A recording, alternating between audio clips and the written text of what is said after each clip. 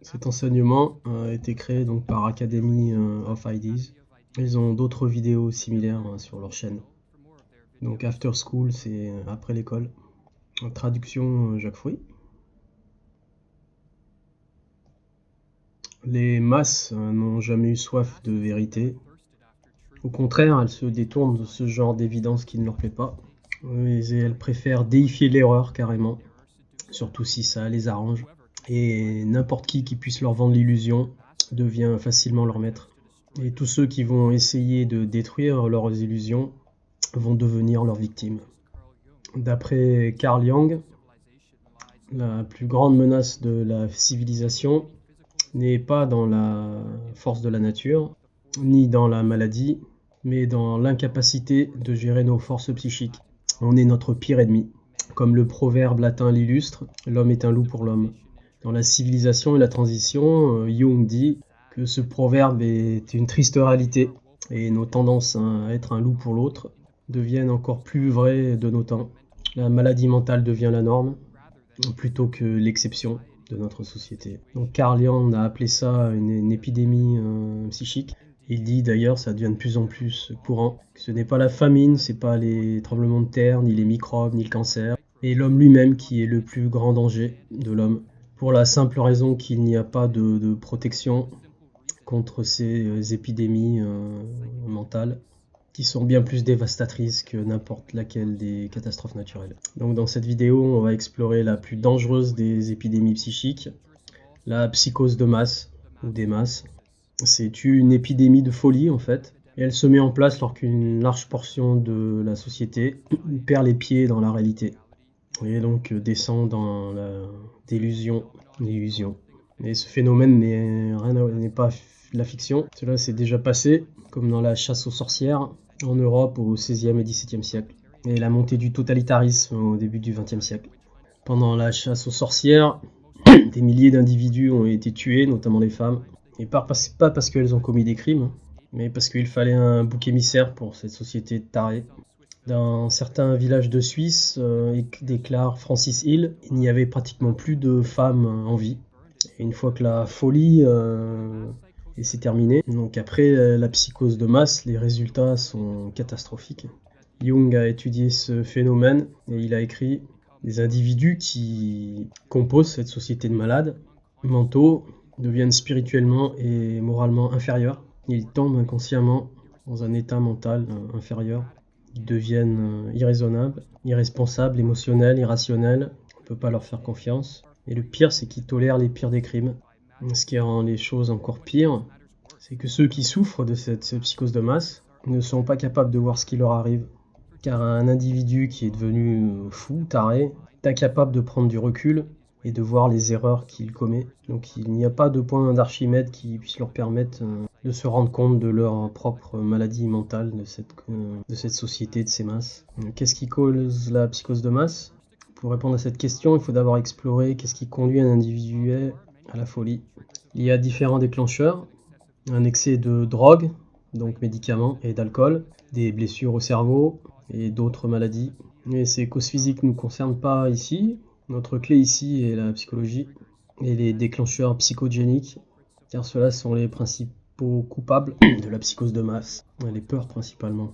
Donc la cause principale, un flot d'émotions négatives constant, comme la peur et l'anxiété, le stress, qui conduit l'individu dans un état de panique. Et dans un état de panique, un individu va rechercher un soulagement, car c'est trop prenant d'arriver à subsister mentalement. Ça draine physiquement dans cet état hyper émotionnel. Donc on peut y échapper par certains moyens, divertissement notamment, mais aussi par faire face à ses peurs. Une autre façon d'y échapper, c'est une crise nerveuse. Une crise psychotique, c'est pas une descente vers une maladie plus grave, comme certains le croient, mais c'est une réorganisation de son propre monde qui mélange les faits et la fiction, l'illusion et la réalité, d'une façon qui leur permet d'en finir avec le sentiment de panique. Sovano Varietti, un des pontes de la schizophrénie, explique les étapes psychogéniques qui amènent à cela, à la folie. Donc il y a la phase de panique, quand le patient commence à ressentir les choses différemment. Il est effrayé, confus, et n'est pas capable d'arriver à exprimer les choses qui se passent, ni de les comprendre. L'autre est une perception interne psychotique. L'individu arrive à mettre les choses en place et rationaliser l'ensemble avec une espèce de fausse histoire, un faux raisonnement pathologique qui lui permet d'expliquer ses expériences anormales, celles des autres, comme tuer ou brûler les sorcières. Ce phénomène est interne, ça lui permet de mettre un sens sur ses relations, et ces révélations internes sont psychotiques, car basées sur la délusion et l'illusion, et pas sur une façon normale d'adaptation saine d'esprit pour gérer les menaces qui précipitent cette panique. La délusion et l'illusion, en gros, permet à l'individu d'échapper au flot d'émotions négatives constants, mais au prix de perdre pied avec la réalité. Et pour cette raison, Arrietty déclare qu'une crise psychologique peut être vue comme une façon anormale de gérer un état extrême d'anxiété. Si une panique déclenche un flot d'émotions négatives chez les gens faibles, on peut créer une crise psychotique ou existentielle, alors il peut s'en suivre une psychose de masse, chez les gens faibles et vulnérables, conduits par des menaces vraies ou pas, ou fabriquées totalement. Mais la délusion et l'illusion peuvent prendre différentes formes, et la folie peut se manifester sous différentes choses, une forme. Il y a certaines façons qu'elle se déroule, cette psychose de masse, basée sur le contexte historique et culturel de la société infectée par cette maladie mentale. Mais dans notre ère moderne, c'est la psychose totalitariste qui est la plus grosse menace.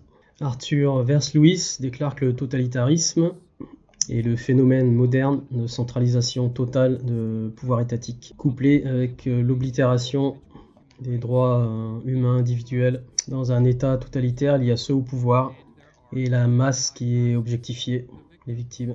Dans une société totalitariste, la population est divisée en deux groupes, les dirigeants et les dirigés, maîtres-esclaves. Et les deux groupes subissent une transformation pathologique.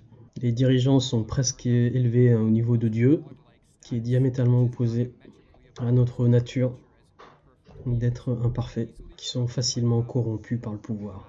Les mastres de l'autre côté sont transformés en sujets ou en objets indépendants de ces maîtres dirigeants. Ils régressent psychologiquement, un état d'enfance. Hannah Arendt, une spécialiste du totalitarisme, appelle le totalitarisme un essai de transformer la nature humaine même. Et cet essai de transformation seulement transforme les esprits sains en esprits malades. Un médecin hollandais a étudié les effets mentaux de livres sous le totalitarisme, déclare qu'il y a en fait des comparaisons entre cette réaction étrange des citoyens du totalitarisme et leur culture, donc d'une façon globale, et de l'autre côté, des réactions schizophréniques. C'est Juice Mirlo qui écrit ça dans Le viol de l'esprit. Je mets les liens sous la vidéo. La transformation sociale qui se passe sous le totalitarisme est construite et perpétrée par ces illusions. Les malades mentaux régressent dans un état enfantin, un statut d'obéissance et donnent le contrôle total de leur vie aux politiciens et aux bureaucrates. Et cette classe supérieure de malades mentaux croit qu'ils ont le savoir et la sagesse. Cela leur permet de contrôler totalement la société, de haut en bas. Et comme tout le monde est sous l'ensorcellement de ces délusions, tout le monde croit qu'une société est composée de dirigeants assoiffés de pouvoir d'un côté, et de l'autre côté, une population de teubés ne peut pas conduire à un état de souffrance ni de ruine sociale, alors que c'est le contraire en fait. Qu'est-ce qui déclenche cette psychose de masse et de totalitarisme? Ça commence par les dirigeants et les individus qui composent cette classe, les politiciens, les bureaucrates ou simplement les gros capitalistes, sont empreints d'illusions, d'illusions et sont sous de pouvoir. Donc ils vont y aller à fond dans leur soif de pouvoir, dans ces illusions qu'ils doivent contrôler, diriger. L'élite des dirigeants devient possédée par des idées politiques, que ce soit le communisme, le fascisme ou la technocratie. L'étape suivante est de faire que les gens acceptent ces règles en les infectant par une psychose de masse pour les emmener vers le totalitarisme. Cette psychose a été provoquée pas mal de fois dans l'histoire. On en revient à Merleau qui explique « C'est simplement une question de réorganiser et manipuler les sentiments collectifs de la bonne façon ». La méthode principale de ces dirigeants d'élite peut facilement accomplir cela. Ça s'appelle le menticide, l'étymologie étant tuer l'esprit, la mort de l'esprit. Là, c'est comme pour les animaux, la domestication. Et Merleau continue à expliquer que c'est un crime contre l'humanité et son âme, son spirit, mais systématisé et renouvelé C'est un système psychologique réorganisé par contrôle et par la perversion qui permet à la classe dirigeante d'imprimer ses propres pensées et volontés opportunistes sur l'esprit et le mental des autres qu'ils vont utiliser pour leur faire leur système et donc pour les détruire. Donc ce crime menticide commence par implanter la peur. Et donc quand un individu est noyé dans les émotions négatives, la peur, l'anxiété, elle devient hyper sensible, elle devient très suggestible et susceptible de descendre facilement dans ses délusions. Et cette folie, que les menaces soient réelles ou imaginées ou fabriquées, elles peuvent être utilisées pour ensemencer l'esprit avec la peur. Mais la meilleure technique est d'utiliser des vagues de terreur, pour ça qu'ils ont mis le terrorisme en place. Donc on alterne terreur, calme, et les périodes de calme sont suivies par une terreur encore plus intense. Donc ça continue comme ça. Merleau écrit « Chaque vague de terrorisme, au fur et à mesure, crée des effets beaucoup plus faciles, surtout après une petite respiration de calme. » Donc ça s'ajoute car les gens continuent à être confus et attachés à leur expérience précédente. Donc la moralité s'abaisse pour finalement perdre la morale de base. Chaque campagne de propagande se succède de plus en plus forte. Elle se renforce au fur et à mesure sur un public qui s'abêtit. On en arrive au menticide, surtout par l'utilisation de la propagande des médias, des fake news qui nous nourrissent. La confusion qu'ils entretiennent par rapport aux menaces illusoires forme la nature de la crise et aide à briser l'esprit des masses. Les agents gouvernementaux et tous leurs laquais en rajoutent des couches et utilisent des injonctions contradictoires, des informations qui n'ont aucun sens, et même ils mentent directement. Car le plus ils vont confusionner les gens, les moins les gens vont être capables de gérer le trauma, vont devenir irrationnels. La confusion donc augmente la susceptibilité à l'illusion, au totalitarisme et à l'acceptation de cela.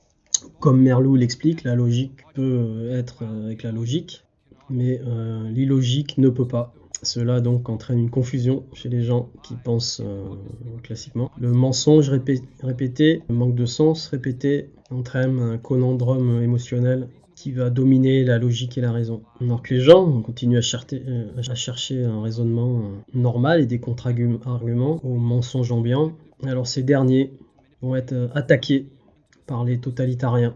Et c'est la première fois dans l'histoire qu'il y a autant de moyens technologiques de le faire, notamment le téléphone et les médias sociaux, la télévision et l'internet, tous ensemble gérés par les algorithmes, vont pouvoir créer cela. Et cela permet au pouvoir de facilement contrôler, altérer et attaquer les esprits des gens. Et en plus, c'est la nature addictive de ces technologies qui enfonce le clou et qui fait que les gens y participent volontairement. Ils s'objectifient eux-mêmes, ils participent à la propagande de l'État totalitaire. Et surtout fréquemment.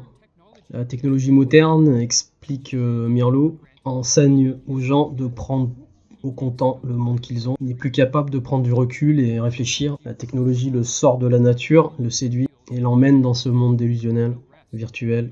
Pas de repos, pas de méditation, pas de réflexion, pas de conversation réelle. Les sens sont complètement submergés par des stimulations. L'homme ne questionne plus son monde du tout. C'est l'écran qui lui donne des réponses. Miroir, oh mon beau miroir. Mais il reste une étape à passer pour le totalitarisme. Pour arriver à la psychose totalitaire, il faut réussir à isoler la victime et aussi de ses interactions sociales normales. Une fois seul et sans interaction réelle, ni avec les amis, la famille ou les collègues de boulot, l'individu devient beaucoup plus susceptible à l'illusion d'illusion. Et ce pour plusieurs raisons. Il perd contact avec des forces positives et réelles, car c'est pas tout le monde qui est susceptible à cette hypnose totalitaire. Des élites, les individus voient à travers la propagande et ils peuvent aider à libérer les autres de ces assauts menticides. Cependant, si on force cette isolation, un confinement par exemple, le pouvoir de ces exemples positifs réels diminue fortement.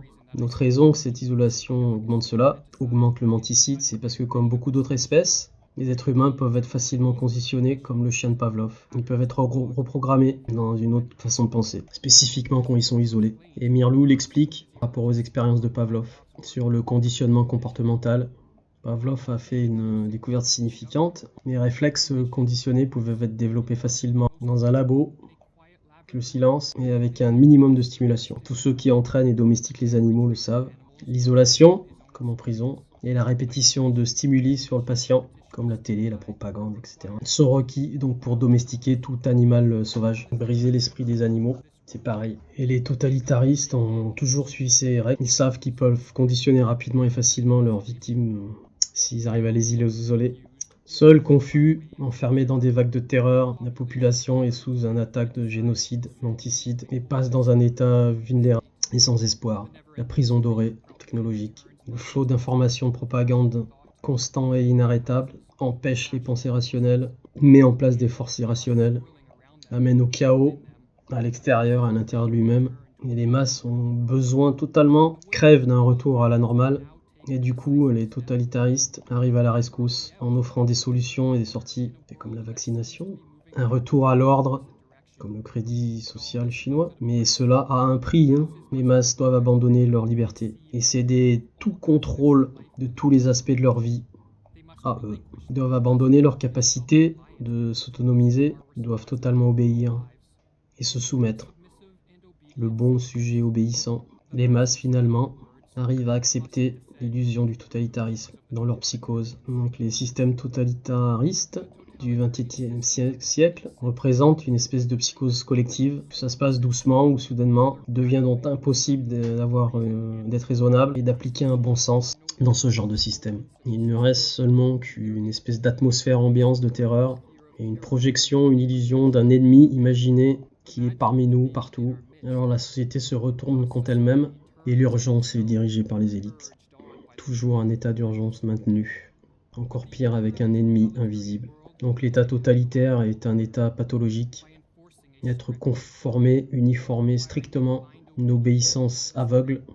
Le monde est débarrassé de la spontanéité de la vie, la créativité est supprimée, mais toute la joie qui entraîne la société vers le meilleur aussi, réprimée par ce contrôle totalitaire. Que tu lui donnes n'importe quel nom d'ailleurs, que ce soit le scientisme médical, des docteurs, des politiciens ou des bureaucrates, ou que ce soit un dictateur, ça emmène la stagnation, la destruction et la mort à l'échelle de masse. Donc la question la plus importante, comment peut-on empêcher le totalitarisme ? Et si la société est déjà dans les premiers stades de psychose de masse, peut-on inverser les effets ? On ne peut jamais être sûr, la prédiction, de cette folie collective.